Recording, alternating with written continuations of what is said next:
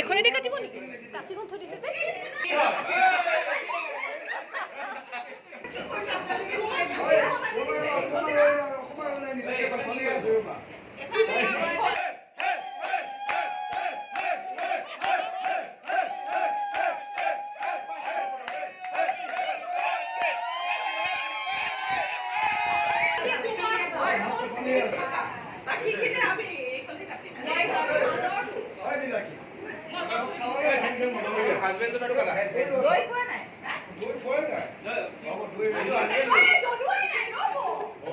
আমি বহুত দেৰি ৰখি আছিলো বাৰ্থডে বয়ৰ কাৰণে ৱেইট কৰি কৰি আৰু অৱশেষত বাৰ্থডে বয় আহি পাই গ'ল